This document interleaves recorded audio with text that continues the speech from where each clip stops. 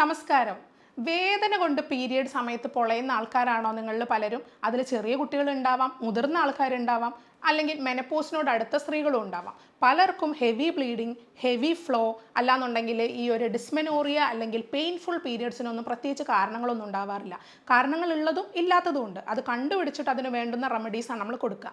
ഇന്ന് ഈ വീഡിയോയിൽ ഞാൻ പറയാൻ പോകുന്നത്, നിങ്ങൾ സ്ഥിരമായിട്ട് മെഫ്താൽസ്പാസ് അല്ലെങ്കിൽ ഏതെങ്കിലും രീതിയിലുള്ള പെയിൻ കില്ലേഴ്സ്, അതിനി ഹോമിയോപ്പതിക് ആയിക്കോട്ടെ, ആയുർവേദിക് ആയിക്കോട്ടെ, അലോപ്പതിക് ആയിക്കോട്ടെ, ഏതെങ്കിലും രീതിയിലുള്ള പെയിൻ കില്ലേഴ്സ് സ്ഥിരമായിട്ട് എടുത്താൽ മാത്രമേ നിങ്ങൾക്ക് നിങ്ങളുടെ പീരിയഡിൻ്റെ പെയിൻ കുറക്കാൻ പറ്റൂ എന്ന് ചിന്തിക്കുന്നവരാണെങ്കിൽ ഈ വീഡിയോ മുഴുവനായിട്ട് കാണുക. ഞാൻ ഈ വീഡിയോയിൽ നിങ്ങൾ നിർബന്ധമായിട്ടും ഒഴിവാക്കേണ്ട കുറച്ച് ഭക്ഷണങ്ങളും നിങ്ങൾ സ്ഥിരമായിട്ട് കഴിക്കേണ്ട കുറച്ച് ഭക്ഷണങ്ങളും ഉൾപ്പെടുത്തുന്നുണ്ട്. അതുപോലെ തന്നെ pain കുറയ്ക്കാനുള്ളൊരു yoga പോസും a queue pressure points. നിങ്ങൾക്ക് അത്ഭുതം എന്ന് തോന്നും, ചിലപ്പോൾ ഞാൻ ഈ പറയുന്ന ആക്യൂ പ്രഷർ പോയിന്റ്സ് മാത്രം ട്രൈ ചെയ്താൽ നിങ്ങളുടെ നല്ലൊരു സിവിയർ പെയിൻ കുറയ്ക്കാൻ പറ്റുമെന്ന് പറഞ്ഞാൽ നിങ്ങൾ വിശ്വസിക്കുമോ? അപ്പോൾ ഈ വീഡിയോയിൽ ഞാൻ പറയുന്ന കാര്യങ്ങൾ കൃത്യമായി ചെയ്തതിന് ശേഷം ഒരു 3 മാസമെങ്കിലും ഇത് കൃത്യമായിട്ട് ചെയ്തിട്ട് നിങ്ങൾ ഈ വീഡിയോയുടെ താഴെ കമൻറ്റ് ചെയ്യണം നിങ്ങൾക്ക് ബെറ്റർ ആയോ ഇല്ലയോ എന്നുള്ളത്. ഓക്കെ, അപ്പോൾ നമുക്ക് ഈ വീഡിയോയിലോട്ട് വിശദമായിട്ട് പോവാം. ഞാൻ ഡോക്ടർ ജോബിത ആപ്ഷൻ, doctor Basil Somiya hospital, Pandikkad, Malappuram ജില്ല, നടക്കാവ്, കോഴിക്കോട്.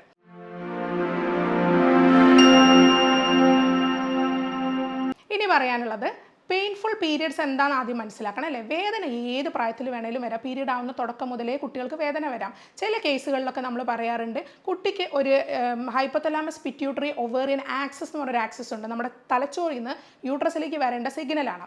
ഈ സിഗ്നൽ പ്രോപ്പർ ആകുമ്പോഴാണ്, കൃത്യമായി വരുമ്പോഴാണ് കുട്ടിക്ക് പീരിയഡ് റെഗുലർ ആയിട്ട് ആയിക്കൊണ്ടിരിക്കുന്നത്. എന്നാൽ തുടക്കക്കാരിൽ ഇത് ഒരു മെനർക്കി കഴിഞ്ഞ ഉടനെ, അതായത് പീരിയഡ് തുടങ്ങിയ ഉടനെ പെട്ടെന്ന് അത് കൃത്യമാവണമെന്നില്ല. 3 വർഷം അല്ലെങ്കിൽ 5 വർഷത്തെ സമയം ചിലപ്പോൾ എടുക്കാം. ഈ സമയങ്ങളിൽ വരുന്ന വേദനയ്ക്ക് ട്രീറ്റ്മെൻറ്റ് വേണോ എന്നുള്ളതാണ് ഫസ്റ്റ് ക്വസ്റ്റ്യൻ. ഡെഫിനറ്റ്ലി വേദന നോർമൽ അല്ല, വേദനയ്ക്ക് ട്രീറ്റ്മെൻറ്റ് വേണം. പീരിയഡ് സമയത്ത് മൈൽഡ് പെയിൻ നോർമലാണ്, എന്നാൽ നിങ്ങൾക്ക് സഹിക്കാൻ പറ്റാത്ത വേദന, ഡെയിലി കാര്യങ്ങൾ ചെയ്യാൻ പറ്റാതിരിക്കുന്ന വേദന ഡെഫിനറ്റ്ലി ട്രീറ്റ്മെൻറ്റ് അർഹിക്കുന്നത് തന്നെയാണ്. അതുകൊണ്ട് ചെറിയ കുട്ടികളാണെങ്കിലും അവരെ പരീക്ഷാ സമയത്ത് സ്കൂളിൽ വിടാതിരിക്കുക, അല്ലെങ്കിൽ അവർക്ക് ഇമ്പോർട്ടൻ്റ് ആയിട്ടുള്ള ഏതെങ്കിലും ഒരു ആക്ടിവിറ്റി അവർക്ക് ചെയ്യാനുള്ള ദിവസം, അവരുടെ സ്പോർട്സ് ഡേ അത് അവർക്ക് മിസ്സാവുക എന്നുള്ളത് അതത്ര നോർമൽ അല്ല. അതുകൊണ്ട് തന്നെ അമ്മമാർ ശ്രദ്ധിക്കേണ്ടത്, ഈ പ്രായത്തിലുള്ള കുട്ടികൾക്ക് വേദന ഉണ്ടെങ്കിലും നിങ്ങൾ ഡെഫിനറ്റ്ലി ഹോസ്പിറ്റലിൽ എത്തിക്കണം. ഇനി ഇത് PCOD കൊണ്ട് വേദന ഉണ്ടാവുമെന്ന് ചോദിക്കുന്നവരുണ്ട്. PCOD ഈ പ്രായമുള്ള കുട്ടികളിൽ നോർമലാണ്, അത് ആദ്യം മനസ്സിലാക്കുക. നിങ്ങളൊരു സ്കാൻ എടുത്തു കഴിഞ്ഞാൽ ആ സ്കാനിൽ PCOD ഒരു 12 വയസ്സുള്ള കുട്ടിക്ക് അല്ലെങ്കിൽ 15 വയസ്സുള്ള കുട്ടിക്ക് കാണുകയാണെങ്കിൽ ആ കുട്ടിയുടെ ഈ പറഞ്ഞ ആക്സസ് റെഡി ആവാനുള്ളൊരു സമയം അവിടെ കൊടുക്കണം. ഡെഫിനറ്റ്ലി ബോഡിക്ക് ഒരു കൺഫ്യൂഷൻ ഉണ്ടാവും. റെഗുലർ പീരിയഡ് വരുന്നതിന് തൊട്ട് മുന്നേ ഹോർമോൺ ബാലൻസ് ആക്കാനുള്ള സമയം, ആ സമയങ്ങളിൽ നിങ്ങൾ ഒരിക്കലും PCODക്ക് വേണ്ടി പീരിയഡ് ആക്കാൻ, ടൈംലി ആക്കാൻ, ബ്ലീഡിങ് കുറക്കാൻ എന്നുള്ള രീതിയിൽ ട്രീറ്റ്മെൻറ്റിലേക്ക് പോവാതിരിക്കുക. PCOD കൊണ്ട് മാത്രമല്ല വേദന വരുന്നത്, യൂട്രസ് ചുരുങ്ങുന്നത് കൊണ്ടും വികസിക്കുന്ന ആ ഒരു സമയത്ത്, പീരിയഡിൻ്റെ സമയത്ത് യൂട്രൈൻ കൺട്രാക്ഷൻസ് കൊണ്ടാണ് കൂടുതൽ വേദന വരുന്നത്. അപ്പോൾ ഇതിന് നമ്മൾ പ്രൈമറി ഡിസ്മെനോറിയ എന്ന് പറയുന്നത്. പ്രത്യേകിച്ച് കാരണങ്ങളൊന്നുമില്ല, ഒരു കുട്ടിക്ക് ബ്ലീഡിങ് വരുന്ന സമയത്ത് വേദന വരുന്നു. എന്നാൽ പത്തോളജിക്കൽ കണ്ടീഷൻസ് ഉള്ള ഒരു സമയമുണ്ട്. അതായത് ഇപ്പോൾ ചിലപ്പോൾ എൻഡോമെട്രിയോസിസ് ഉണ്ടാവാം, യൂട്രസിൽ മുഴകൾ, ഫൈബ്രോയിഡുകൾ ഉണ്ടാവാം, അഡിനോമയോസിസ് പോലുള്ള രോഗങ്ങൾ ഉണ്ടാവാം. ഇതൊക്കെ യൂട്രസിൻ്റെ ഉള്ളിലെ ലൈനിങ്ങിനെ ബാധിക്കുന്ന രോഗങ്ങളാണ്. ഇത്തരം രോഗങ്ങൾ മൂലം വേദന വരുമ്പോൾ നമ്മൾ അതിനെ സെക്കൻഡറി ഡിസ്മെനോറിയ എന്ന് പറയുക. അവിടെ ഒരു കാരണമുണ്ട്, ആ കാരണത്തിന് ചികിത്സിച്ചെങ്കിൽ മാത്രമേ ആ വേദന മാറുള്ളൂ. ഇപ്പോൾ എൻഡോമെട്രിയോസിസ് എന്ന് പറയുന്ന രോഗമുള്ള ഒരാൾക്ക് അതിനുള്ള മെഡിസിൻസും കൂടെ കഴിച്ചെങ്കിൽ അത് പീരിയഡ് റെഗുലർ ആക്കാനും ബ്ലീഡിങ് കുറക്കാനും വേദന കുറക്കാനൊക്കെ സെപ്പറേറ്റ് ആയിട്ടുള്ള മെഡിസിൻസ് കഴിച്ച് ആ കണ്ടീഷൻ ബെറ്റർ ആകുമ്പോൾ മാത്രമേ സെക്കൻഡറി ഡിസ്മെനോറിയ എന്ന അവസ്ഥ മാറുള്ളൂ. അതിന് ചിലപ്പോൾ ഞാൻ ഈ പറയുന്ന ടിപ്സും കാര്യങ്ങളും നിങ്ങൾ ട്രൈ ചെയ്താൽ നിങ്ങൾക്കൊരു പാർഷ്യൽ ബെനിഫിറ്റേ ഉണ്ടാവുള്ളൂ. ബിക്കോസ് ആ രോഗം യൂട്രസിൽ കൂടിക്കൊണ്ടേയിരിക്കുകയാണ്. എന്നാൽ പ്രൈമറി ഡിസ്മെനോറിയ കൂടുതലായിട്ടും നമ്മൾ കണ്ടുവരുന്നത് ടീനേജ് ഗ്രൂപ്പിൽ പഠിക്കുന്ന കുട്ടികളിൽ, കോളേജ് സ്റ്റുഡൻസിലൊക്കെയാണ്. ഇത്തരക്കാരുടെ വേദന കുറയ്ക്കാനുള്ള മോസ്റ്റ്ലി യൂസ്ഫുൾ ആയിട്ടുള്ള കുറച്ച് ടിപ്സ് മാത്രമാണ് ഞാൻ പറയുന്നത്. ആദ്യം ഞാൻ പറയാൻ പോകുന്നത് 3 ഡ്രിങ്ക്സിനെ പറ്റിയാണ്. ഇത് നിങ്ങൾ ഡെഫിനറ്റ്ലി നിങ്ങളുടെ ഓർമ്മയിൽ വെക്കണം. ഈ 3 ഡ്രിങ്ക്സ് കുടിക്കുകയാണെങ്കിൽ നിങ്ങൾക്ക് ഒരു 50% പെയിൻ കുറക്കാൻ പറ്റും. ഒന്നാമത്, നിങ്ങൾ ജീരകവും, 1 ടീസ്പൂൺ ജീരകവും 1 ടീസ്പൂൺ ഉലുവയും കൂടെ വറക്കുക. വറക്കുമ്പോൾ അത്യാവശ്യം പൊട്ടി തുടങ്ങുന്ന സമയത്ത് അതിലേക്ക് കുറച്ച് വെള്ളം ഒഴിച്ചിട്ട് നല്ല രീതിയിൽ 5 മിനിറ്റ് വെട്ടി തിളപ്പിക്കുക. ഈ ഉലുവയും ചെറിയ ജീരകവും ഇട്ട ഈ വെള്ളം നിങ്ങൾ കുടിക്കുകയാണെങ്കിൽ ഇൻസ്റ്റൻറ്റ് പെയിൻ റിലീഫാണ് കാണുന്നത്. അതുപോലെ രണ്ടാമത്തൊരു ഡ്രിങ്കാണ് ജിഞ്ചർ ടീ എന്ന് പറയുന്നത്. ജിഞ്ചർ ടീ എന്ന് പറഞ്ഞാൽ നിങ്ങൾ സാധാരണ കട്ടൻ ചായ കുടിക്കുമ്പോൾ മധുരം കുറച്ച് മിതമായിട്ട് ഉപയോഗിക്കുക. അതിലേക്ക് 1 ഇഞ്ച് കഷ്ണം നീളമുള്ള ഇഞ്ചി ഇട്ടിട്ട് നന്നായിട്ട് വെട്ടി തിളപ്പിച്ച്, ഇഞ്ചിയുടെ ഫ്ലേവർ അത്യാവശ്യം ആ ടീയിൽ നന്നായിട്ട് വരുന്ന രീതിയിൽ വന്നിട്ട് കുടിക്കുകയാണെങ്കിൽ നിങ്ങൾക്ക് വേദന കുറയും. അതുപോലെ തന്നെയാണ് പട്ട എന്ന് പറയുന്നത്. പട്ട ഇട്ട് തിളപ്പിച്ച വെള്ളമോ അല്ലെങ്കിൽ പട്ട ഇട്ട് തിളപ്പിച്ച ചായയോ കുടിക്കുകയാണെങ്കിലും വേദന ഇൻസ്റ്റൻ്റ് ആയിട്ട് കുറയാനുള്ള സാധ്യതയുണ്ട്. എങ്കിലും ഞാൻ ഫസ്റ്റ് പറഞ്ഞ ടിപ്പാണ് ഒന്നും കൂടി ബെറ്റർ ആൻഡ് ബെനിഫിഷ്യൽ. അപ്പോൾ അതാദ്യം ട്രൈ ചെയ്യുക, അതിൽ കുറവുണ്ടോ എന്ന് ഇനിഷ്യലി നോക്കുക. അപ്പോൾ ഈ 3 ഡ്രിങ്ക് കുടിച്ചു കഴിഞ്ഞാൽ നമുക്ക് ഒരുവിധം പ്രശ്നങ്ങൾ പരിഹരിക്കാം. ഈ സമയത്ത് കഴിക്കേണ്ട ഭക്ഷണങ്ങൾ ഏതാ ഡോക്ടറെ, കഴിക്കാൻ പാടില്ലാത്ത ഭക്ഷണങ്ങൾ ഏതാ ഡോക്ടറെ എന്ന് ചോദിക്കുന്നവരുണ്ട്. ഈ സമയത്ത് നമുക്ക് ഹെവി ബ്ലഡ് ഫ്ലോ ഉള്ള സമയമാണല്ലോ, രക്തം പോകുന്ന സമയത്ത് ഡെഫിനറ്റ്ലി നിങ്ങൾ അയൺ റിച്ച് ആയിട്ടുള്ള ഭക്ഷണങ്ങൾ കഴിക്കണം. രണ്ടാമത്, നിങ്ങൾക്ക് വേദനയുണ്ടെങ്കിൽ മാഗ്നീഷ്യം റിച്ച് ആയിട്ടുള്ള ഭക്ഷണങ്ങളാണ് നിങ്ങൾ പീരിയഡ് സമയത്ത് ശ്രദ്ധിക്കേണ്ടത്. അതായത് iron rich and magnesium rich. എന്തൊക്കെയാണത്? മാഗ്നീഷ്യം റിച്ച് ഫുഡ് എന്ന് പറയുന്നത് നേന്ത്രപ്പഴം നല്ലൊരു സോഴ്സാണ്, അത് നിങ്ങൾ കഴിക്കുക. അതുപോലെ നട്ട്സ് നിങ്ങളുടെ ഭക്ഷണത്തിൽ ഉൾപ്പെടുത്തുക, മുട്ട നിങ്ങളുടെ ഭക്ഷണത്തിൽ ഉൾപ്പെടുത്തുക, ഫ്ലാക്സീഡ് ഉൾപ്പെടുത്തുക. അതുപോലെ തന്നെയാണ് ഡാർക്ക് ചോക്ലേറ്റ്. പല കുട്ടികൾക്കും ചോക്ലേറ്റ് കഴിക്കാൻ ഇഷ്ടമാണ്. എന്നാൽ ഈ ഡാർക്ക് ചോക്ലേറ്റ് ചൂസ് ചെയ്യുമ്പോൾ എങ്ങനത്തെ ചോക്ലേറ്റാണ് ചൂസ് ചെയ്യേണ്ടത്? നല്ല മധുരമുള്ള ഡയറി മിൽക്കോ ഡയറി മിൽക്ക് സിൽക്കോ ഒന്നുമല്ല എടുക്കേണ്ടത്. എപ്പോഴും 70% കൊക്കോ അടങ്ങിയിട്ടുള്ളത് ഉപയോഗിക്കുക. അതാകുമ്പോൾ കുറച്ചൊരു മധുരം ഉണ്ടാവും. എന്നാൽ 90% കൊക്കോ ആകുമ്പോൾ നല്ല ചവർപ്പ് കയ്പ്പാണ് കൂടുതൽ വരാൻ സാധ്യത. എല്ലാവർക്കും അത് കഴിക്കാൻ പറ്റണമെന്നില്ല. അത് എത്ര ക്വാണ്ടിറ്റിയിൽ കഴിക്കാം? 3 സ്ക്വയേഴ്സ് വരെ കഴിക്കാം. ഒരു ബാർ മുഴുവനല്ല, ഒരു 3 to 4 സ്ക്വയേഴ്സ് വേണമെങ്കിൽ നിങ്ങൾക്ക് കഴിക്കാം. 70% കൊക്കോ അടങ്ങിയത് ഉപയോഗിച്ചാലും മതി, അല്ലാതെ 90 തന്നെ ഉപയോഗിക്കണം എന്നില്ല. 90 ഉപയോഗിക്കാൻ പറ്റുകയാണെങ്കിൽ ബെറ്റർ, പക്ഷെ അല്ലാന്നുണ്ടെങ്കിൽ 70% കൊക്കോ അടങ്ങിയ ചോക്ലേറ്റ് നിങ്ങൾക്ക് ഡയറ്റിൽ ഉൾപ്പെടുത്താം. അതുപോലെ അയൺ റിച്ച് ആയിട്ടുള്ളത് കഴിക്കുകയാണെങ്കിൽ നിങ്ങൾക്ക് ബീട്രൂട്ട് കഴിക്കാം, പൊമോഗ്രാനൈറ്റ് ഉറുമാമ്പഴം അത് കഴിക്കാം, അതുപോലെ തന്നെ ചീര കഴിക്കാം. ഇത്തരം ഭക്ഷണം സ്പിനാഷൊക്കെ നിങ്ങളുടെ ഡയറ്റിൽ ഡെയിലി ഉപയോഗിക്കുകയാണെന്നുണ്ടെങ്കിൽ ഒരു പരിധി വരെ നിങ്ങൾക്ക് ആ പീരിയഡ് ടൈമിലുള്ള ക്രാംസ് ഒഴിവാക്കാൻ പറ്റും. ഇനി ഒഴിവാക്കേണ്ട ഭക്ഷണങ്ങൾ പ്രത്യേകം ശ്രദ്ധിക്കുക. കോഫി. പലരും എനർജി കിട്ടാൻ വേണ്ടി കോഫി കുടിക്കും. ഈ സമയങ്ങളിൽ എനർജി ലോ ആയിരിക്കും. അപ്പോൾ എനർജി കിട്ടാനാണ് കോഫി കുടിക്കുന്നത്. ഇൻഡയറക്ട്ലി അത് ഈസ്ട്രജനെ ബാധിക്കും, ബോഡി ഈസ്ട്രജൻ്റെ ലെവലിനെ ബാധിക്കും, വേദന കൂടാനുള്ള സാഹചര്യം ഉണ്ടാവുകയും ചെയ്യും. അതുകൊണ്ട് തന്നെ സ്ട്രോങ് കോഫി കുടിക്കാതിരിക്കുക. അതുപോലെ തന്നെ ടീയും ഇതിൽ ഉൾപ്പെട്ടതാണ്. ബിവറേജസ് ആ രീതിയിലുള്ളതെല്ലാം ഡയറ്റിൽ നിന്ന് ഒഴിവാക്കുക. ഫ്രൈഡ് ഫുഡ് ഈ സമയത്ത് ഒഴിവാക്കുക. നിങ്ങൾ വീട്ടിൽ പൊരിച്ചതായാലും പുറത്തുനിന്ന് വാങ്ങുന്ന ഓവർ ഓയിലി ആയിട്ടുള്ള ഫുഡുകൾ ഈ സമയത്ത് ഒഴിവാക്കുക. സോൾട്ടി ഫുഡ്സ് ഒഴിവാക്കുക.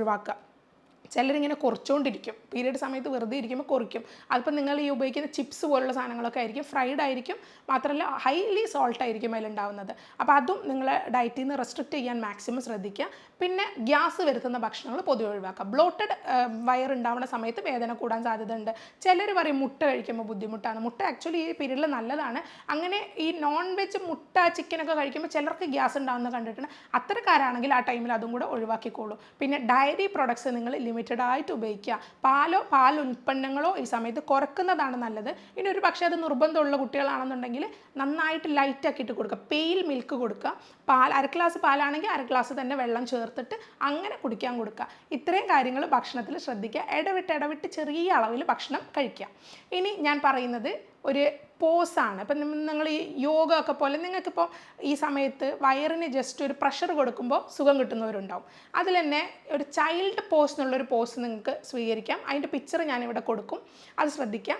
ആ ചൈൽഡ് പോസ് സ്വീകരിക്കുകയാണെങ്കിൽ വയറിൻ്റെ പ്രഷർ കുറച്ച് കുറയാനും ഹെൽപ്പ് ചെയ്യും. വയറിലേക്ക് ഒരു ചെറിയൊരു പ്രഷർ വരുന്ന സമയത്ത് ഉള്ളിലുള്ള ഇൻറ്റേർണൽ ആയിട്ടുള്ള കൺട്രാക്ഷൻ കുറച്ച് കുറയാൻ അത് ഹെൽപ്പ് ചെയ്യും.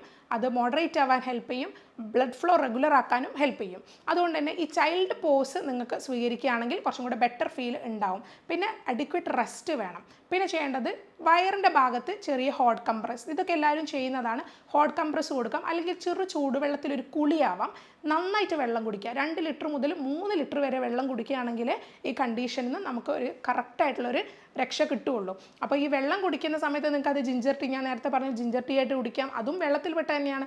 അതുപോലെ തന്നെ നിങ്ങൾക്ക് ഉലുവയും ജീരകവും ഇട്ട് തിളപ്പിച്ച് ആ വെള്ളം കുടിക്കാം. ഇതെല്ലാം നിങ്ങൾക്ക് ഈ സമയത്ത് കൃത്യമായിട്ട് യൂസ് ചെയ്യാൻ പറ്റുന്നതാണ്. പിന്നെ നിങ്ങൾ ശ്രദ്ധിക്കേണ്ടതാണ് നിങ്ങളുടെ ഒരു പ്രോപ്പർ ഡയറ്റ്. ഇപ്പോൾ ഞാൻ പറയാറ്, നിങ്ങളിപ്പോൾ ഒരു മോർണിംഗ് തൊട്ട് പീരിയഡ് ക്രാംസ് ഉള്ള സമയത്ത് ഒരു കുട്ടി കഴിക്കേണ്ട ഡയറ്റാണ് ഞാൻ പറയുന്നത്. നിങ്ങൾക്ക് ഒരു 5 ഡേ ബ്ലീഡിംഗ് കൊണ്ട് 5 ഡേയും ഈ രീതിയിലുള്ള ഡയറ്റ് തന്നെ ഫോളോ ചെയ്യാൻ ശ്രദ്ധിക്കുകയാണെങ്കിൽ വേദന കുറയും.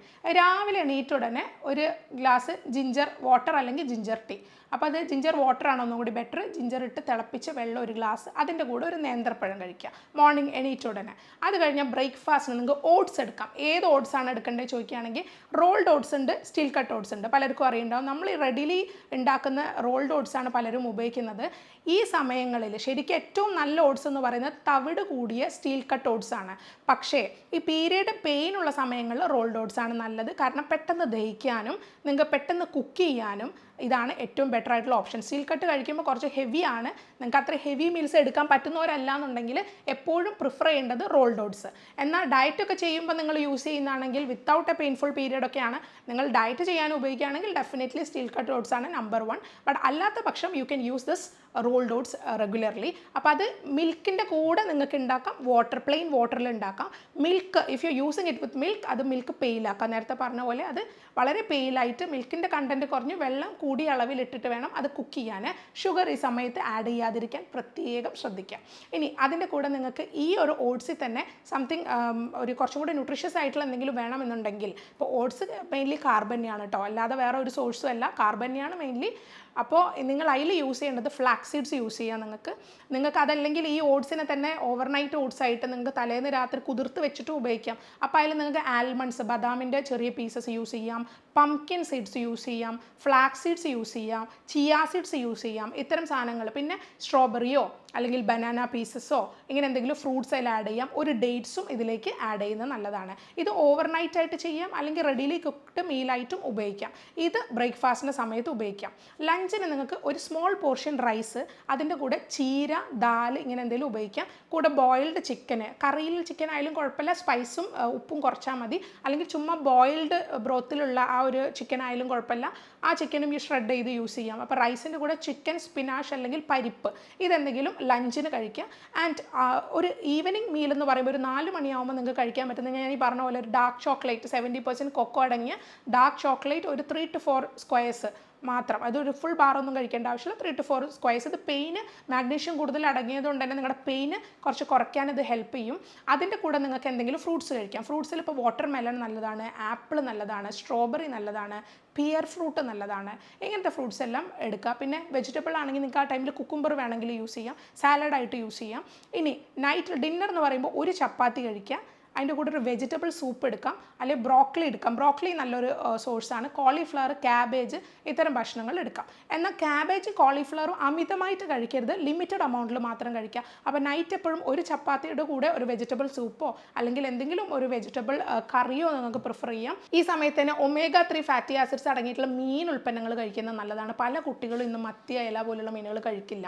അപ്പോൾ അതെല്ലാം നിങ്ങളുടെ ഭക്ഷണത്തിൽ കൂടുതൽ ഉൾപ്പെടുത്തുകയാണെങ്കിൽ ഒരു പരിധിവരെ നിങ്ങൾക്ക് ചേഞ്ചസ് ഫീൽ ചെയ്യാൻ പറ്റും. പിന്നെ ഈ സമയത്ത് നടക്കണം, ചുമ്മാ കിടക്കരുത്. എപ്പോഴും റെസ്റ്റ് എന്ന് പറയുന്നത് ഒരിക്കലും നിങ്ങൾക്കൊരു ഗുഡ് റിലീഫ് കിട്ടില്ല. ചെറിയ നടത്തം ഇതിന് നല്ലതാണ്. ബ്ലോട്ടഡ് ആയിട്ടുള്ള വയറാണ്, ഗ്യാസിൻ്റെ ബുദ്ധിമുട്ടൊക്കെ ഉണ്ടെങ്കിൽ അതൊക്കെ കുറയ്ക്കാനും ചെറിയ രീതിയിൽ പെയിൻ റെഡ്യൂസ് ചെയ്യാനൊക്കെ ഇത് ഹെൽപ്പ് ചെയ്യും. പിന്നെ കാസ്റ്റർ ഓയിലില്ല, ആവണക്കെണ്ണ ഉപയോഗിച്ചിട്ട് നിങ്ങൾക്ക് ആ ഭാഗം അടിവയറൊക്കെ മസാജ് ചെയ്ത് കൊടുക്കാം, നല്ല റിസൾട്ട് ഉണ്ടാവുന്നൊരു കാര്യമാണ്. ഇനി ഞാൻ പറയാമൊന്ന് ശ്രദ്ധിച്ച് കേൾക്കുക. ചില ആക്യൂ പ്രഷർ പോയിന്റ്സ് ആണ് നമ്മുടെ ബോഡിയിൽ. ഇതിനെ സ്റ്റിമുലേറ്റ് ചെയ്ത് കഴിഞ്ഞാൽ നമ്മുടെ ബ്രെയിനിലേക്ക് സിഗ്നൽ പോവുകയും ഈ പെയിന് കുറയാനുള്ള ഒരു കാരണമാവുകയും ചെയ്യും. അതിൽ ഒന്നാമത്തെ പോയിന്റ് ശ്രദ്ധിക്കുക. നിങ്ങളുടെ കൈ ഇങ്ങനെ പിടിച്ചതിന് ശേഷം ഈ തമ്പ് ഫിംഗർ കൊണ്ട് ഈ ഒരു പോർഷനിൽ ജെൻറ്റിലായിട്ട് പ്രഷർ കൊടുക്കുക. ഇതൊരു 30 സെക്കൻഡ്സ് ഇതേപോലെ ചെയ്യുകയാണെങ്കിൽ നിങ്ങൾക്ക് ബെറ്ററായിട്ട് ഫീൽ ചെയ്യും. രണ്ടാമത് ചെയ്യേണ്ടത് ഈ ഒരു പോയിന്റ്, കൈയിൻ്റെ ഈ ഒരു പോയിന്റിലും ഇതേപോലെ തമ്പ് വെച്ചിട്ട് പ്രഷർ കൊടുക്കുക. ഇത് സെക്കൻഡാണ്. ഇതും ഒരു 30 സെക്കൻഡ്സ് ചെയ്യുക. അതുപോലെ നമ്മുടെ കൈയിൻ്റെ ഉൾവശത്ത് ഈ 2 ഫിംഗർ കൊണ്ട് ഒരു 30 സെക്കൻഡ്സ് പ്രഷർ കൊടുക്കുക. ഇത് നിങ്ങൾ ചെയ്തു നോക്കൂ, റിലീഫ് ഡെഫിനറ്റ്ലി ഉണ്ടാവും. ഇനി നിങ്ങൾക്ക് ഒരാഴ്ച മുന്നേ ഒക്കെ ഇത് തുടങ്ങാം. അത് പീരീഡ് ആകുമ്പോൾ തന്നെ തുടങ്ങണമെന്നില്ല.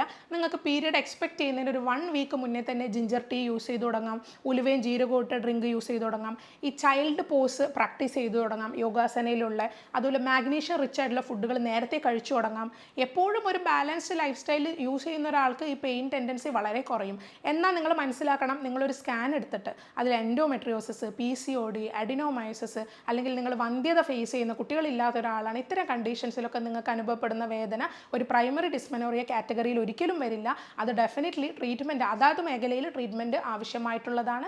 അതിന് നിങ്ങൾ ട്രീറ്റ്മെൻറ്റ് എടുക്കുകയും വേണം. എന്നിരുന്നാൽ പോലും ഞാൻ ഈ പറഞ്ഞ കാര്യങ്ങളൊക്കെ നിങ്ങൾക്ക് ഒരു തവണ ട്രൈ ചെയ്ത് നോക്കാവുന്നതാണ്. അപ്പം ഞാൻ ഈ പറഞ്ഞത് പലർക്കും യൂസ്ഫുൾ ആണെന്ന് തോന്നുന്നു. ബിക്കോസ് ഒരു 50% ആൾക്കാർക്കും പീരിയഡ് സമയത്ത് വേദനയുണ്ട്. ഞാൻ എപ്പോഴും ഒരു പീരിയഡ് സ്കെയിൽ കൊടുക്കാറാണ് കുട്ടികൾക്ക്, 1 മുതൽ 10 വരെയുള്ള സ്കെയിൽ. അതിൽ നിങ്ങൾ എത്രത്തോളമാണ് വേദന എന്ന് അനലൈസ് ചെയ്യും. ചെയ്യും. അപ്പോഴേ നമുക്ക് അവരുടെ സിവിയറിറ്റി മനസ്സിലാവുള്ളൂ. കാരണം പലർക്കും പല പെയിൻ ടോളറൻസാണ് അല്ലേ. പലർക്കും ചിലപ്പോൾ 10ൽ 10 വേദനയുള്ളവർ മിണ്ടാതിരിക്കുന്നതാണ്, എന്നാൽ 10ൽ 6 ഉള്ളവർ തന്നെ ഇവിടെ കരച്ചിലായിരിക്കും. അപ്പം നമുക്ക് ഈ ഒരു പെയിൻ സ്കെയിൽ മനസ്സിലാക്കി ആളുടെ ടോളറൻസ് എത്രയാണ്, ആൾക്ക് എത്രത്തോളം പെയിൻ ശരിക്കും ഉണ്ടെന്നുള്ളത് മനസ്സിലാക്കിയിട്ടുള്ള ട്രീറ്റ്മെൻ്റ് ആണ് കൊടുക്കാറ്. എപ്പോഴും നമ്മളൊരു ഇൻഡിവിജ്വലൈസ്ഡ് ട്രീറ്റ്മെൻറ്റ് പാറ്റേൺ ആണ് കൊടുക്കുക. ഓരോരുത്തരുടെ വേദന ഡിഫറെൻ്റ് ആണ്, ഓരോരുത്തരുടെ പീരിയഡിലെ ഫ്ലോ ഡിഫറെൻ്റ് ആണ്, അവരുടെ ജീവിത സാഹചര്യങ്ങൾ, അവർ കഴിക്കുന്ന ഭക്ഷണങ്ങളും ഡിഫറെൻ്റ് ആയിരിക്കും. അപ്പോൾ അതിനനുസരിച്ചുള്ള ട്രീറ്റ്മെൻറ്റ് കൊടുക്കുമ്പോൾ നമുക്കിത് റെഡിയാക്കി കൊണ്ടുവരാൻ പറ്റുന്നതാണ്. അപ്പോൾ ഈ വിഷയത്തിനെക്കുറിച്ച് ഞാൻ ഈ പറഞ്ഞ കാര്യങ്ങളെല്ലാം ട്രൈ ചെയ്ത് ഒരു 3 മാസമെങ്കിലും കൺസിസ്റ്റൻ്റ് ആയി ചെയ്തിട്ട് ഈ വീഡിയോയുടെ താഴെ നിങ്ങൾ കമൻറ്റ് ചെയ്യണം, മറക്കരുത്. ഞാൻ ഡോക്ടർ ജോബിതാപ്ഷൻ, ഡോക്ടർ ബാസിൽ സോമിയോ ഹോസ്പിറ്റൽ, പാണ്ടിക്കാട്, മലപ്പുറം ജില്ല, നടക്കാവ്, കോഴിക്കോട്.